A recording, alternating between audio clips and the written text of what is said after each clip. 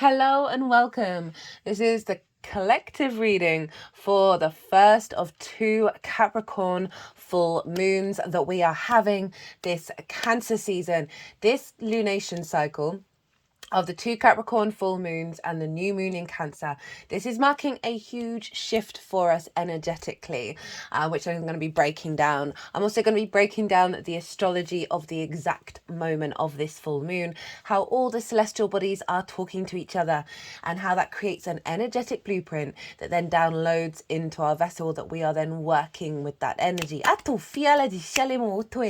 Hello and welcome. My name's Chloe. I work with card divination, astrology, and as you just heard, and as you can see, I channel multi-dimensional energies through my body, and this comes out in these readings both in the form of physical and vocal light language, right? This is just a translation of the multi-dimensional space, and it brings in healing, activation codes, and attunement with the messages that come through in these readings. So it's going to be going on throughout. Just let it roll over you. You're going to be integrating what's coming through on an unconscious level.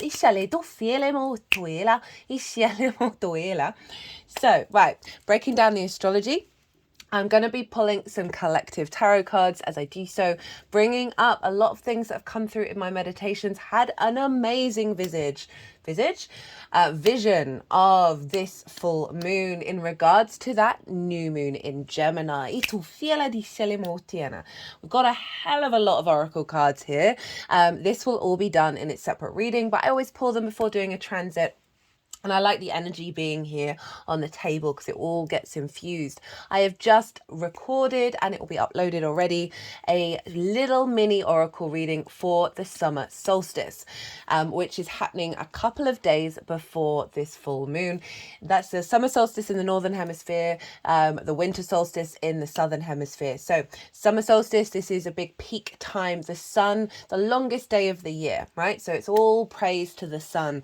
However, following that solstice, we're going to start to get longer nights, and so we're shifting here. It's like a full moon for the whole year, right? So I find that the more that we're in alignment with these bigger events that happen every year in terms of the cycles of the earth, the cycles of nature, the more that we're incorporating time and space in this dimension with the other dimensions as well. We just get more in tune. So go check out that. That's happening on the 20th, so 2 days before this full moon. And I talk about sort of things you can do around the solstice to tap into that energy. And as I said, also did a quick oracle reading. So that's already live, that's already up. There is also a Mercury Sun Kazemi that happened in Gemini. Pick a card reading, as well as a Venus Sun Kazemi in Gemini, pick a card reading. They're still live. They're kind of timeless, even though they are linked into astrology, but overall the messages that were coming through felt very, very timeless. So whenever you come across them, they're all in their own playlist, so go check them out. Now, let's crack on with this full moon. So there's lots of different things I want to talk about with this one. It's an incredibly powerful. Oh, forgot to mention, have cracked out. I change my decks every solstice and equinox. This is the summer solstice to the autumn equinox deck. So we've got a different deck on board for us over the next couple of months. So Capricorn full moon. Why am I banging on about this? Why is this significant? Well, where do we want to start first? So we've got two. Okay, let's start with this one. Now, since the Aries hybrid eclipse that we had last year, we had 2 Aries new moons last year. We didn't have any Capricorn new moons, by the way. We've got 2 this year, as well as the 2 full moons. Now, that was an Aries eclipse, right? We had 2 new moons in the sign of Aries. And so this was activating an eclipse cycle. And it also meant that since then, usually an energy that's more sort of straightforward is when we have the new moon, say in Aries, and then we have the full moon in Libra. So immediately the next lunation is in the sign opposite, right? So we've got a direct correlation between those two signs. We've got a straight line of the opposition. which is 180 degrees. Now, for the past year, over a year now, our moons have been round the wrong way. So, for example, we had the Sagittarius full moon before the Gemini new moon. And now we're having the Capricorn full moon following the Gemini new moon. So Sagittarius is opposite Gemini. So we had that before, and now we've got the final. This is the final in conjunct moon. So Gemini and Capricorn are in conjunct one another. Now, in conjunct isn't a traditional aspect. It is a little bit a squiff, right? You're dealing with 6 energies. So they're trying to work to 6 energies that don't traditionally have something root in common with one another. So the 3 main things that signs can have in common with one another are whether they are the day or the night energy, are they yin or yang? That's the baseline, right? Then we've got the elements. And then we have the modality, which is cardinal, fixed, and mutable. So Gemini, mutable air, yang in nature. Capricorn, cardinal earth and yin in nature. So this is an inconjunct when we've got 6 different energies trying to work together. So inconjuncts, loved learning about inconjuncts when I was first getting into astrology, because they're a bit of a discombobulating energy because of those 6 energies, right? Imagine you've got 6 different people who are very, very different from one another. It can take a little while to get them all to sort of work together and gel and sort of appreciate each different quality and find unique ways of working together. So it's not a traditional aspect. You're then working with 6 energies. So it can feel a bit like you've got to put way more effort in, discombobulation, mixed communication, crossed wires, frustration. The way that I always like to describe an inconjunct is, imagine you're given the task of herding cats, but you don't know that that's the task. Oh, we got the Lovers and the Hierophant coming out. So, love this actually, because this is Gemini, this is Taurus. Should I finish my point or should I talk about this? So imagine you have the task of herding cats, but you're not told that that's what's going on there. So you're trying to deal, like, cats are very independent. They've got their very strong personalities. Trying to get them to work together. Whoo!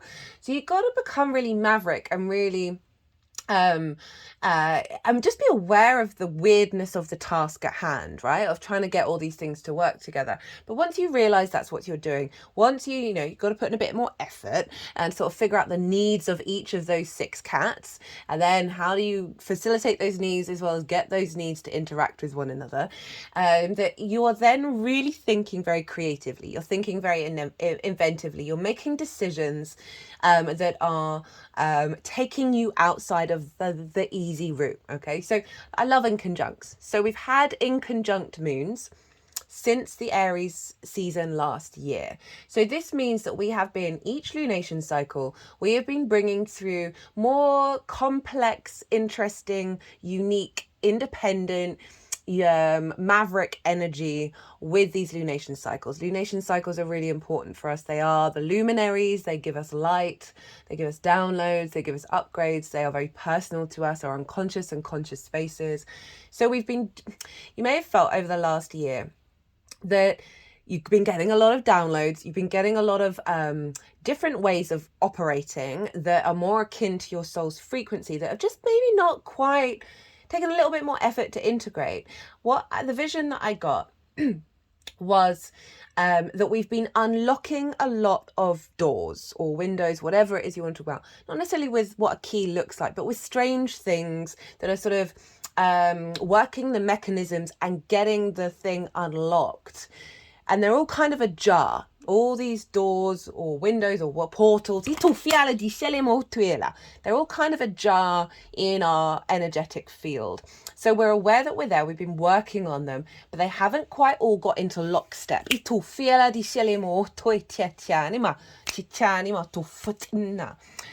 Now, this is the final inconjunct moon. We're then going to have the Cancer new moon. We are then going to have a following Capricorn moon. So that opposition come in. So that new moon in Cancer and then the full moon in Capricorn is essentially, we're getting the final unlocked here with this Capricorn full moon. Sorry, there's just so much I want to explain. And then the next cycle is that straight line, right? So we've had like lines, so it's an inconjunct is kind of like it's not quite an opposition, so it falls in the house either side of an opposition, so it's kind of like half a straight line and then a bit of a crooked.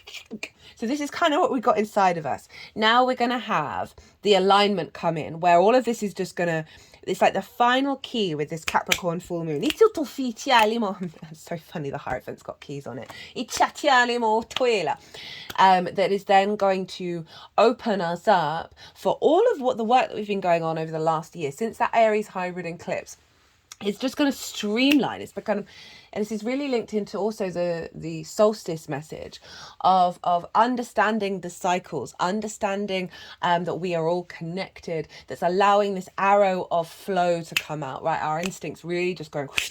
So this is why I'm seeing this is really powerful. The vision that I got was of, with this Gemini new moon, love that Gemini new moon, very, very, very powerful. And speaking of Gemini, we've got the Lovers.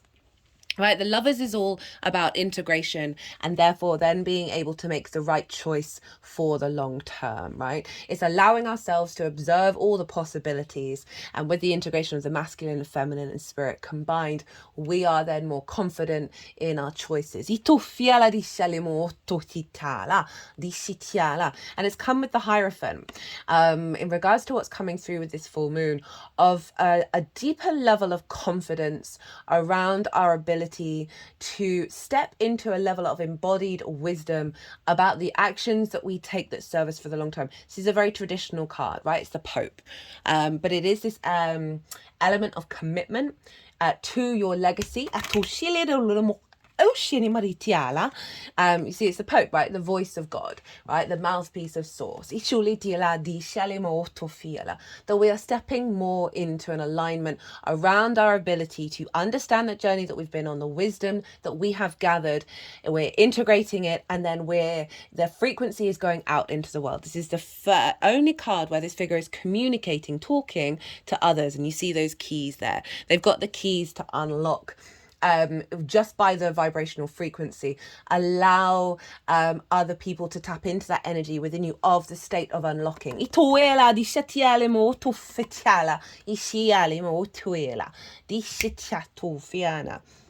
I always think of, when I see this card, what is it? I've got the key, I've got the secret. I might put that as the theme song for this for this moon.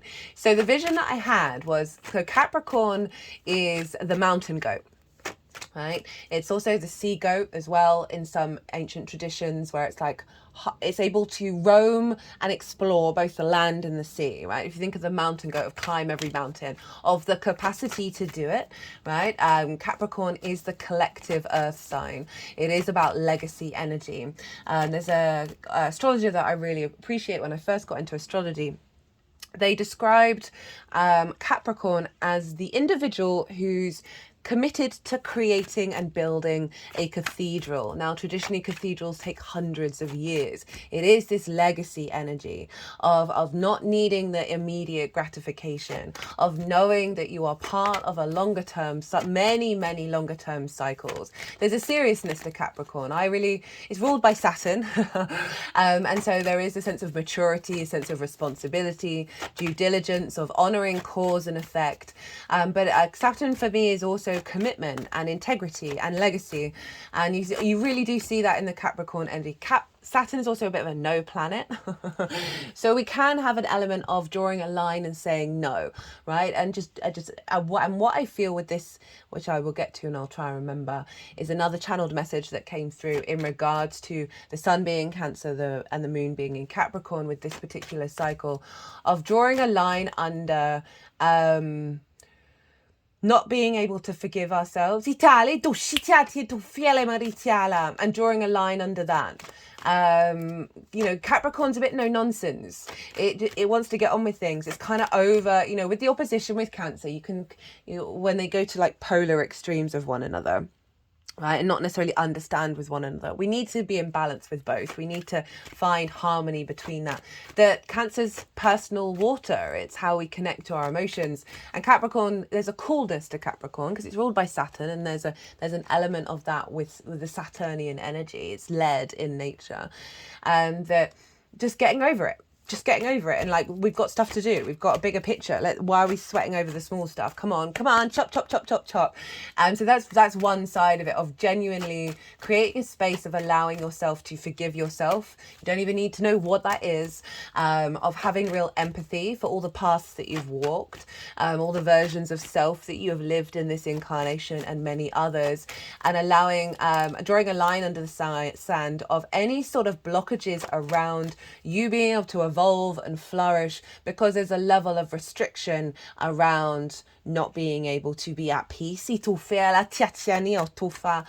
those different, you know, we've lived many different lives. We've been the good, the bad, the ugly and the beautiful all at once. And it just felt like the energy that came through in the vision, it just felt like there's, because of all these inconjunct downloads and these activations that we've had so many, we've had massive portals this year, we've done so much work, we've brought in so much energy, but there's an element with this last inconjunct of allowing ourselves to think outside of the old parameters and break out of, there's just an inherent part of us, you may not resonate with this, it may not be for everybody, that just isn't quite able to forgive.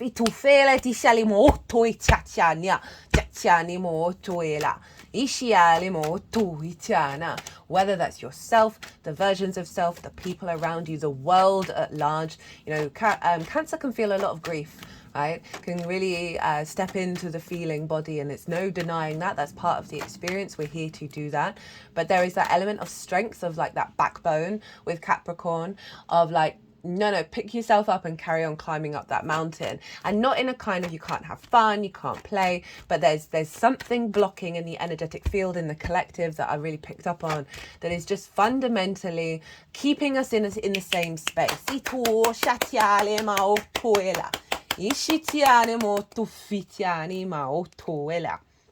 So the vision, right? So Capricorn, the horned, the goat.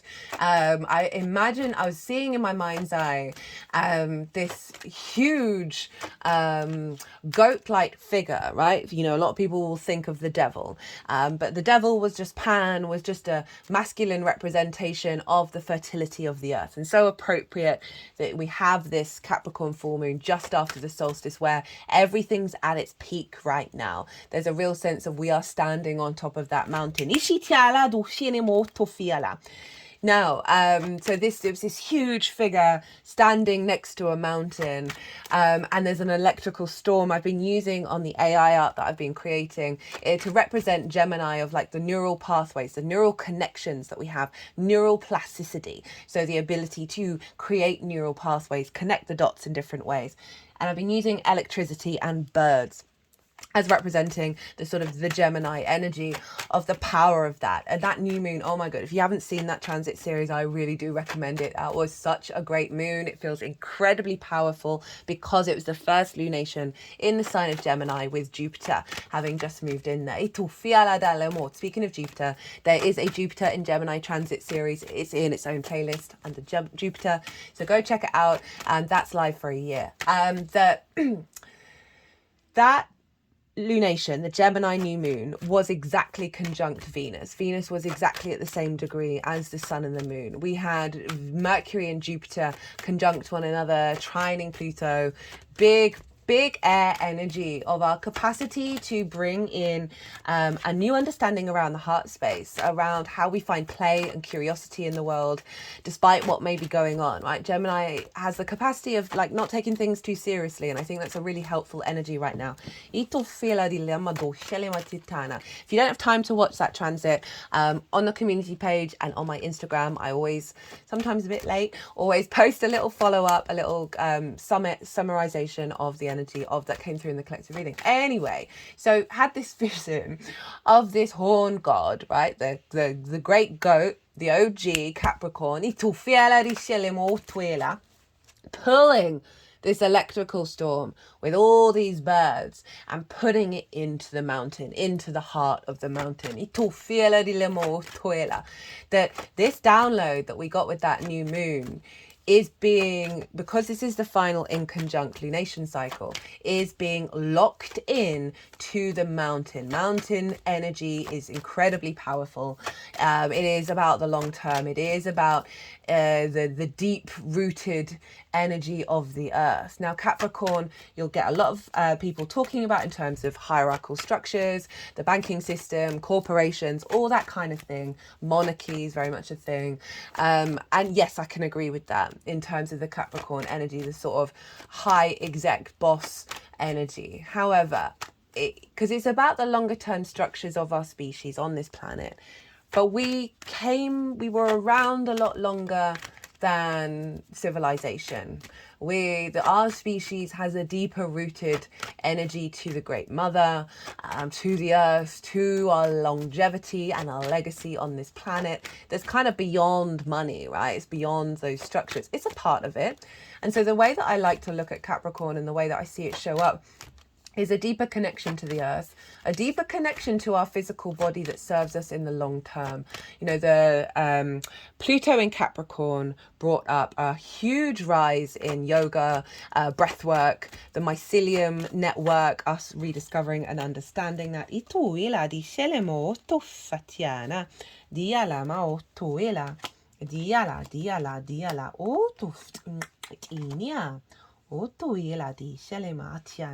Like those longer term, the parasympathetic nervous system, and a deeper understanding of how we're connected to the earth and how we're connected to the planet, a more understanding around how ecosystems, how the planet has its own consciousness, how each species has what's called, if you check out Rupert Sheldrake, the morphic resonance, and this is particularly apparent. So the 4-minute mile, they hadn't had no recollection of anyone on this planet in modern knowledge running the 4-minute mile. And it's like something that everyone was trying to achieve because it was like this block. And then it was, I can't remember what race it was. I think this was in the 1920s or 30s or even 40s because it was on TV, that someone broke the record on TV. And then that was shown all around the world. And then sporadically, all around the world, people started running it. You get it with like a viral TikTok where someone's done a skateboarding trick that nobody on the planet has ever done before. And then all of a sudden around the world, everyone's doing it. Birds do it. Birds will like figure something out, like tapping into, does anyone still have milk bottles with milk tops? Tapping into the top of the milk top to get the cream from the milk in one city. Before that energy could migrate naturally, birds around the country, around the world had started doing it, right? There's a thing with laboratory mice and rats that they'll start picking up everything all around the world.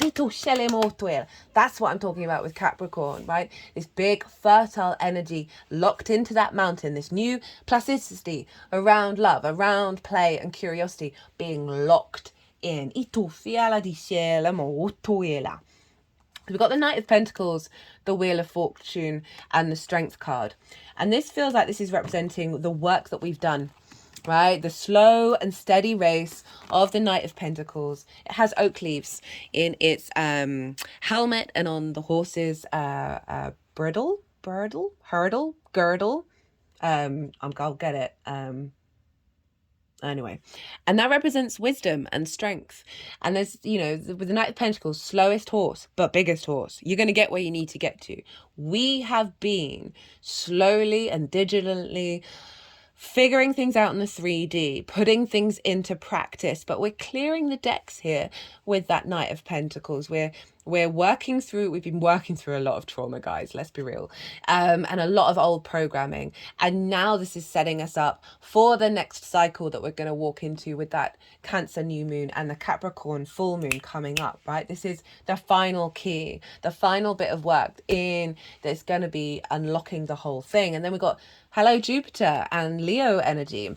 The Wheel of Fortune, this has been showing up quite a lot for everybody, of a realignment around perspective collectively. The Wheel of Fortune represents that things going on around us. Our life is no longer at the bottom of the wheel. Things are moving up, right? There's a real sense of fated opportunities coming in, a sense of opportunity, abundance, feeling good about our long-term legacy. Ito shana, with the Strength card, of really acknowledging through love and kindness, we create a generator within ourselves. This is our instinctive mammalian side, right? So if we think about the longer term cycles of the human being, well, we've come from, what was it, a shrew? I don't think they quite know, right? I think we probably come from a bird. But there's the idea that we evolved from a shrew after one of the meteorites, right? The mammal went under the ground and was able to survive. That we have that within us. We have our reptilian self within us, as well as the mammalian, as well as the plant body, as well as all the bacteria and viruses. That is a part of us. And then we've got our higher self, and that the only way to really navigate this world and find strength within ourselves, find courage, find a lust for life, right?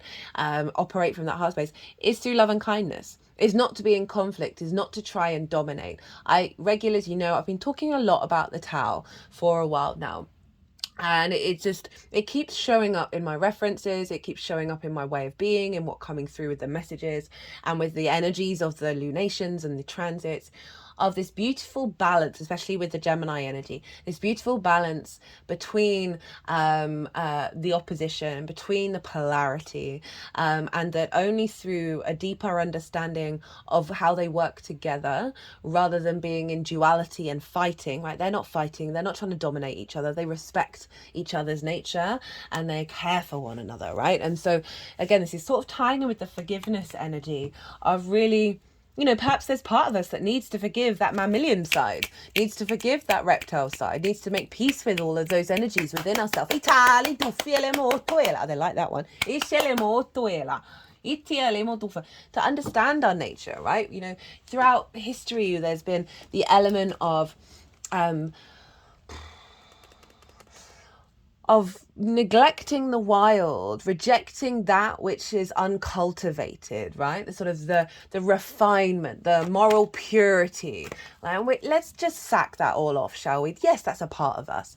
But there's also lots of other wild, vivacious, virile, strange parts of ourselves that we probably don't really even realize and understand how they work. And yet there's so much shame. And this is what's tied into the forgiveness, right? Shame is such a powerful energy. It's one of those frequencies that I just want to give it a big cuddle because it's so, oh, bless your soul. Anyway, we all feel it, and there's so much conditioning. There's all of those things that Strength card is sort of honoring all of the multitude of self, right? And that is just on the 3D, let alone the multidimensional sphere of their regulars. You know, like, I'm not a big fan of good and bad. I'm not a good fan of saying positive or negative or high or low vibe, right? I can appreciate why those words are important.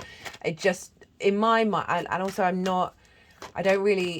haven't, on my journey so far, don't really come across curses or bad energy or negative energy. For, you know, I'm not a fan of cord cutting. I do a lot of I use the word shamanic just because it's really easily accessible, and witnessing when I channel these energies, it feels really shamanic. When I do a lot of personal reading work or personal healing work on others, especially at the beginning of when all this happened, it felt like I was pulling snakes out of my body, and that's a very, snakes and the sort of the healer energies is a big tradition that I didn't want to throw them away. I didn't want to cut them off. I didn't want to abandon them, separate them, reject them, because it's coming to peace with the many shades of grey and the light and the dark, and knowing that every single part of it is all connected, is all one, and love for it. So the way that I see it is, I just put them straight into my heart chakra. But it's more, oh, what was I going to say? Mind blank. Oh, I love it when that happens. This is what happens when you've got 5 million things in your head trying to get out.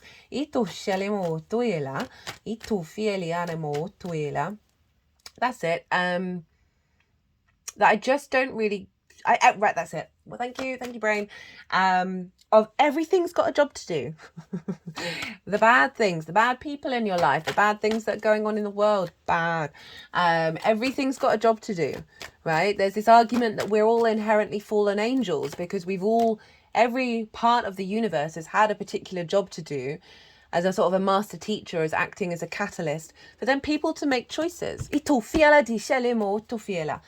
how they're going to engage in things and how they're going to do things. And I think we have to really honour that and honour the past that we've made, the choices that we've made, the decisions of how we unfold, and realise, okay, we're drawing a line under the sand here of any kind of entanglement that's no longer serving how we move forward. So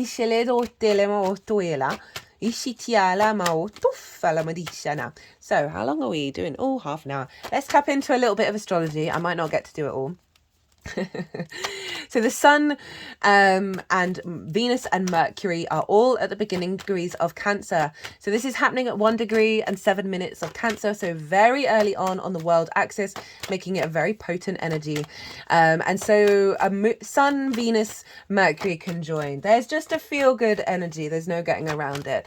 Our intuition really heightened in regards to we're connecting the dots a lot easier with that Venus Mercury energy. A sense of love and appreciation and value, a sense of seeing the beauty, you know, with the sun, our vision, our clarity, our animation, our divine inspiration, seeing the beauty in it, seeing the beauty in our emotions, in our intuition, in how we connect and nurture and nourish ourselves. I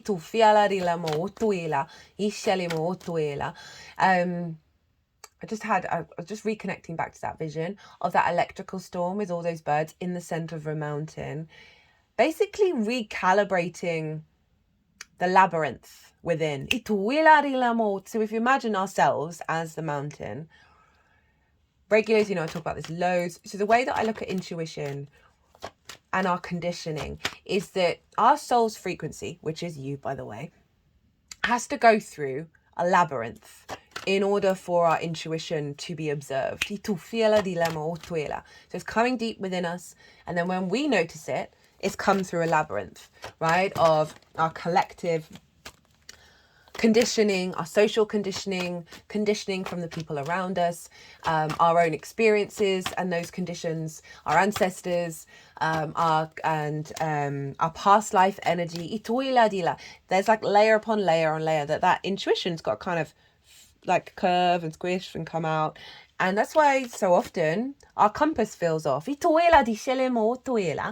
Our intuition isn't always on point. Our intuition can be misleading and not real and all of those things, and a little bit distorted, or what we think is our intuition is actually our trauma responses. That it just feels like this full moon with that Capricorn Gemini energy. That big old mountain goat that's the size of a mountain is infused into the earth energy, into the mountain that is self. This new plasticity around being able to find those new pathways, seeing things curiously, seeing things from a creative space, that in turn with this full moon, with that Sun, Venus, Mercury conjunction of the capacity for us to soothe and nurture and nourish our intuition that is coming. There's a release, that they're just doing stuff around the gut, a release around the labyrinth, right? Remember the Lover's card was the first card up. This is about being able to make the decisions to climb that mountain, right? And make the right decisions when you're at crossroads that are serving your long term. So that Venus Gemini energy, the Venus Mercury energy, I'm so used to talking about Gemini at the moment, with the Sun, the vision, the clarity around our connection to love, our connection to appreciation, creativity, harmony, with that Mercury energy of really providing a lot of nourishment in the way that we're communicating, being able, as I said, to connect the dots and really amplify our intuition that's coming off the back of that heart space that we had with the Gemini new moon, right? And that's being locked into us. And then the moon is over in Capricorn at 1 degree. And is bringing that into balance in terms of highlighting our intuition around our longer term plans. I tufiala di la mo toila. Ishitiane mo tum. Ishala di la mo toila. Now, this moon is in conjunct Pluto. So we do have an inconjunct showing up here, which is Pluto over in Aquarius. Pluto is redefining and refiguring. Itu fiala di shalimo tuila. Itialemo tu falama. Itiala. Diala. Otufala. Okay, we've got a few cards coming out here. Itala. Di shanamo tuila. Diala. So we've got the Three of Swords, the Five of Cups, the World card, which is Saturn, which I was just about to talk about, the Sun and the Fool. Let me just finish with Pluto and then Saturn. So that Pluto energy is getting us into alignment with our universal truth, right? And activating that within us. We're seeing shifts in power dynamics around relationships with the outside world, with anybody else, with yourself, and a recalibration of your innate id power, your root magnetism, that you are drawing towards you situations at the moment that are destabilizing old power dynamics. And old elements of control, and we are shifting into a newer frequency, right? Very forward-thinking Aquarius utopia. So this is in conjunct the Sun, and it's inverted to the Moon, which means that we are this universal frequency that is breaking out of the old power dynamics and heading more towards this, right? Of where things are operating from a place of no conflict. And I was talking about the Tao, wasn't I? Because that is about stepping away from being in conflict with the external and the internal world, and then seeing how your instincts respond. So we're getting this beautiful inconjunct energy that is transforming our capacity to engage with our intuition. That's more in alignment. Now, Saturn rules the Moon. So what's going on with Saturn is influencing what's going on with this moon. And Saturn is over in the sign of Pisces. So brought up Saturn. So Three of Swords, Five of Cups, the World, the Sun and the Fool. Three of Swords, Five of Cups. Our intuition around wounds. This is sort of bringing in that Gemini energy of clearing out those old constructs, ideas, spells, words that have blocked our heart space. And our intuition around that's become quite heavy, quite stagnant, that sense of grief, right? So repeating those cycles. This is about regret rather than the silver lining, rather than that things do change and transitory. So the Saturn coming in. So Saturn is influencing this moon. Saturn rules Capricorn. Know thyself and the world will open up to you. So this is a locking in of a maturer energy that we've been working on. All of this inconjunct energy that's helping us break out of this, helping us understand ourselves from an earthly principle to a galactic principle, a multidimensional principle that we may not have had the capacity to do before, and really allow ourselves to see miracles, see the magic. And so the World card, there's one boundary and it is 0, representing the sort of infinite nature. And so there's a sense of completion here with this full moon of how you understand yourself. We're not rejecting this. We are just honoring the fact that things have the capacity to change, and that we can shift into a frequency that is free of clutter and more integrated and expansive. The more that we know ourselves, the more that we understand our core nature and observe cause and effect and see the consequences of the behavior that we have, the less clutter that we have in our lives, because we actually need less boundaries the more that we know ourselves, because our internal energy is no longer being distorted by the external. And that way that the universe then co-creates in a way that is fulfilling a deeper rooted soul frequency. And then we have the Sun and the Fool. So this is a real sense of vitality, a sense of clarity, illumination with this full moon.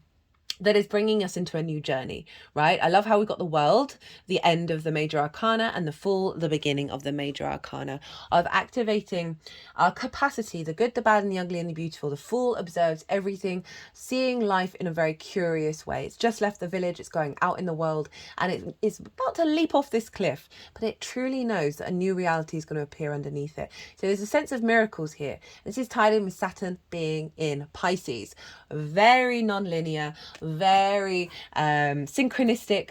There's a lot of magic there. There's a lot of fluky energy of the non-rational, the non-linear, of things appearing out of nowhere, of really learning to trust in the miracles and trust in the magic with that Saturn energy that's influencing the moon, of saying, hey, let's bring in this this sense of wonder, this sense of those synchronicities, of being able to understand that we are navigating. This came through in the solstice reading about magic and opening up for more miracles and synchronicities. And I really do feel like that's what's coming in, because we've, again, as I say, cleared a lot of clutter, right? You know, Saturn, Capricorn, let's get on with it. Let's activate the next cycle. So the aspects that's happening to Saturn is also going to influence it. And Ceres is over in Capricorn as well. And she is an asteroid, and she represents the harvest. She represents abundance. She represents fertility and nourishment. And she's sextiling Saturn. So this is influencing the moon of she's in Capricorn, of nourishing our longer term cycles, nourishing our level of commitment, our integrity, our legacy, and allowing ourselves to step into a space where we are not fixated on rigidity. We are allowing new possibilities and new ways of engaging with the longer term cycles from a place of nurturing and nourishment, right? This sense of feeling good within ourselves, in our intuition, and combined with Saturn in Pisces, of creating structure in the 3D, that is you know, is of a maturer energy. Now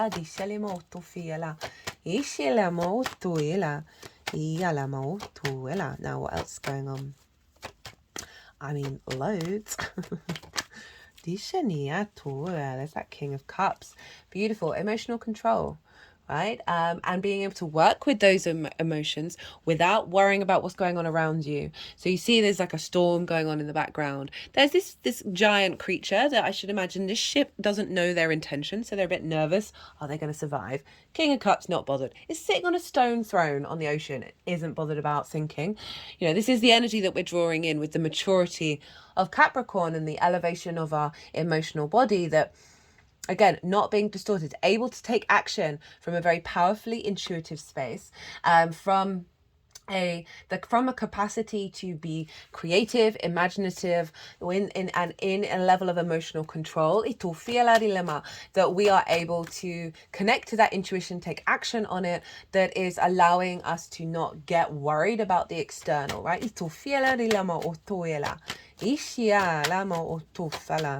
Also forgot to mention with Pluto is a heightened connection to the ancestors, around any wounds that they have, around their things manifesting in their lives, the emotions that they've had, the wounds that they faced, and the wisdom that they've gained from all of it. That in conjunct with Pluto, and the inverted with Pluto, is there's a lot of things, a lot of new pathways and things going on behind the scenes, like osmosis, that's the inverted energy to the moon, that is bringing in a lot of that wisdom into our embodiment, right? If you think of those mountains, the record keepers that they are, of the wisdom that they hold because of the time that they have been here. There's a maturity to Capricorn, so it does often represent elders in our lives. Can be seen as the great grandmother. Capricorn energy. Right. So, what else was I gonna talk about? Oh, we've also got an opposition with Black Moon Lilith and Juno over in the sign of Virgo. Now, we had a similar opposition with the Moon and Neptune, with the Gemini Sun Kazemi of practical magic of Virgo and Pisces. Now, Lilith and Juno. Juno is about commitment, your ride or die. And Lilith is about, if you are not treating me with respect, dignity and equality, I'm out of here, right? She's not a fan of hierarchical structures. She wants to be able to live her life and for others to live their lives and not be confined by hypocrisy. For me, Lilith is all about the Two of Cups. So the combination of a very independent Lilith and Juno of commitment, opposite Saturn, is bringing in a harmony around our capacity to facilitate and bring this energy into the 3D world, Virgo, from a level of confidence within ourselves, a commitment to the process of doing so, that is harnessing that Saturnian energy of making magic real, of from Pisces, of clearing out old karma, activating new karmic cycles, that we are able to commit to and stand true in. Now, Saturn is in Pisces, which is ruled by Jupiter. So we've done most of the aspects. There's some other stuff going on. How are we doing for time? Not too bad, not too bad. That with the energy transfer. So Saturn rules the moon and therefore is influencing the moon, and the sun is in the moon sign. So the moon is influencing Saturn. The moon is influencing the sun. So Saturn is influencing this lunation. Now Jupiter is influencing Saturn, because whatever's going on with the ruler of a sign is impacting the sign that it rules. So Jupiter's over in the sign of Gemini, still trining Pluto. And so we've got this real powerful energy around our capacity to find a deep wisdom and elevation around the information that we're collecting. Again, activating a higher level of curiosity and play, of our capacity to engage in different ideas, different sensations, doing lots of different things with the wisdom and support from Jupiter. And so Saturn is being influenced by this, is being influenced by the mercurial energy. And so there is a real mutable energy showing up here, even though it's a cardinal instigating energy. We're instigating a big news cycle. That the adaptability and the mutability and the catalytic energy of Gemini, that is what I see is sort of what I've said already, is the neural network within ourselves, the neural connections within ourselves are being primed and prepped and ready to activate like a higher level of synchronicity and miracle mode. Because Jupiter's expanding all of that, and Jupiter is influencing Saturn from there. Okay, so Saturn, hey buddy, make that real. Let's create the foundational structure around that in Pisces. And then that's all influencing the moon, of like we're activating our capacity to commit to a legacy energy of bringing this into the long term. Now Mercury rules Jupiter. So Mercury is inherently influencing this moon as well from the sign of Cancer. So even though this is a Capricorn moon, Cancer is also influencing this. And again, this is harnessing our intuition around our capacity to nourish our needs, to find the information, to connect the dots, to be in communion with others from a very loving space of being able to communicate our needs and our nourishment without any expectation of how that's received and whether you will receive it in return. But just more confidence of being able to be a bit more no nonsense about it and not be so worried about the response and the end result. And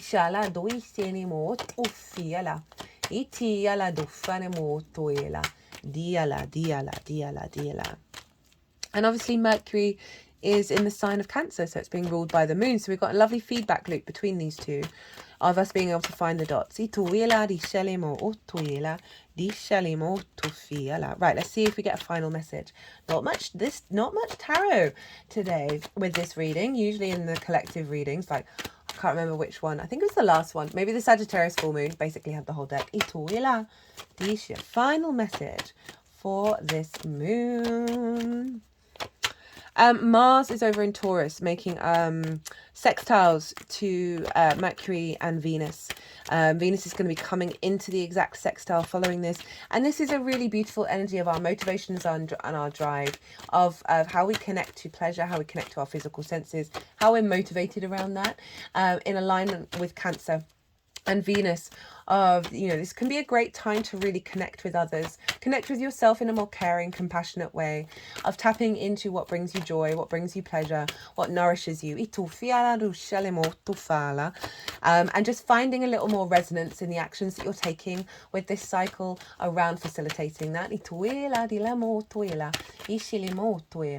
And you can often find with the Mars Venus sextile of more connection, more appreciation, more harmony between you and loved ones. Yeah, just being in more union with one another, and appreciating the capacity for you to act on your motivations from a place of love. It's a bit of a romantic energy going on here. Final message.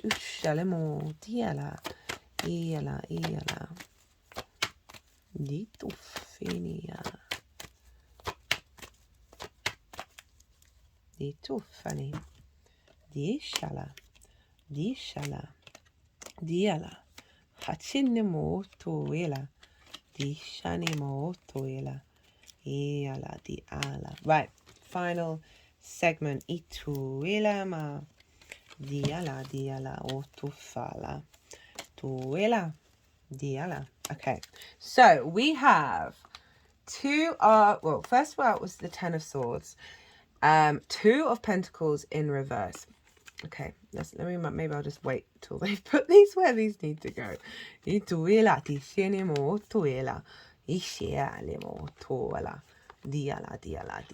So, Ten of Swords. So this is the old paradigms that Gemini new moon has shaken out, right? So all these blockages that stopped us from being able to move and shift, with the Devil card. So this is that mountain goat that I was talking about, and what I see here is the power of Capricorn to release this. I see it both as the bringing of these swords into the mountain, right?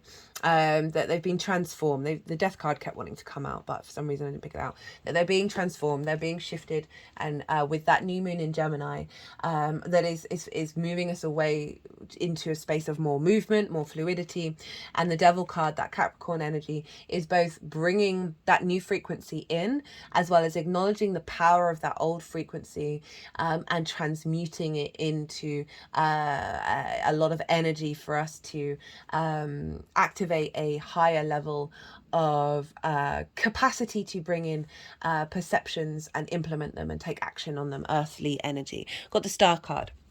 This is the deep healing, the galactic and the earth energy together, that's allowing us to be uniquely yourself, right? And it's serving the earth as well. So what's happening here is, you know, that collective earth sign isn't just about us on an individual level. It is about the collective, and our work as individuals really facilitate that. About being able to hope and dream again, from beyond this, right?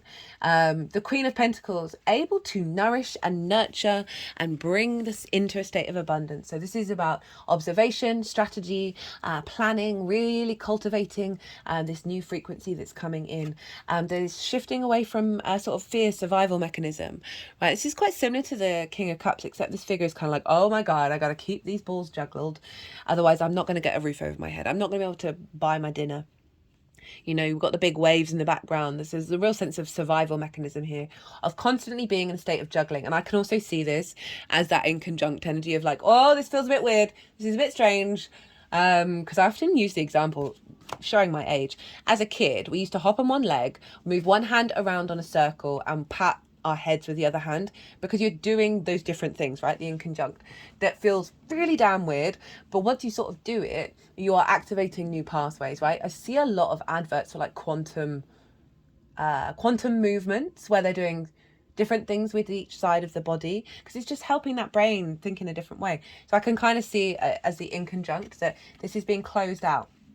This is being closed out, and we're coming into alignment. This is when the moons are going to be like going from in the opposition. So we're bringing in a sense of alignment with those inconjuncts that is activating a new passion, new vitality, new virility on this planet, right? Our capacity to act on our passions, have the courage to do so. Very transformative, very vibrant energy, that Ace of Wands, right? Really a new way of engaging from our spark of spirit with the Magician. This is Mercury. This is about understanding we have all the resources we need in order to create. So we're moving into a more action orientated frequency of the implementation of everything that we've been learning. Oh, I forgot to talk about, I'm going to say it very, very quickly. So eclipses, Aries and Libra, opposite one another. Now we've got Capricorn and Cancer making that cross. So whatever's going on with Cancer, whatever's going on with Capricorn, when the nodes moved into Aries and Libra, became focal points, right? Eclipses mark beginnings and endings. Now, the square with Cancer and Capricorn, they're squaring the eclipse points. They're squaring the nodes, and squares are manifestation energy. They bring in activations. They're ruled by Mars, right? Can bring in conflict, drama, and frustration. But Mars is the builder and the farmer. Without friction, we wouldn't be able to manifest in the 3D world. This is where things build. This is where we see activations. This is where we see whatever's been going on with these eclipse cycles with everybody.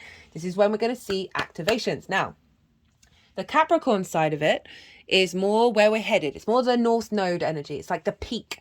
It's what we're manifesting, what we're bringing into being. So this is across the board for everyone, wherever Cancer and Capricorn are. That Capricorn energy has been getting a lot of activation, a lot of building work happening. And now with this transit, with this lunation cycle, that's going to come to the forefront of what's been going on with these eclipses in Aries and Libra. We're seeing the manifestation and the activation and the building over in Capricorn. Cancer, on the other hand, is the South Node energy, is the release. Right, so often I've spoken to a lot of people about this. Everyone's struggling a bit with the Cancer area of their chart because it is about the refinement, but it's about release. It's things not quite. It's not quite the where we're headed, what we're striving for, all the go, all the action. It's the opposite of that. It's a very esoteric energy, the South Node, and therefore what's going on with Cancer? You are losing a lot of things, you are releasing a lot of things. There's a refinement that's really giving you a depth of wisdom. However, it can feel quite draining. It can feel like things aren't quite working out and things aren't quite manifesting. Just know that it's part of the process, and in the long term, that Cancer energy is going to come out stronger. So this is why this cycle is quite big, because we've got stuff going on in Capricorn and Cancer that is going to be activating the eclipse cycles. Right, I'm going to leave it at that. I hope you enjoyed this video. If you did, sorry, my brain is a bit, I'm still recovering a bit from a cold, so sorry if I sound a bit out of the weather. It's just lingered just a little bit. That yeah, if you like it, if you resonated, if you like just looking at the tarot cards or hearing about the astrology, it would give me great joy and help the algorithm if you hit that like button. If you want a personal reading, perhaps on this Capricorn full moon or this particular lunation cycle that we have, or on anything at all, my website is in the description box and my email address is there as well. Drop me a line and we'll figure something out. My Virgo sun loves to facilitate on a one-to-one basis. Other than that, guys, I hope you enjoyed this reading. It was a lot of fun.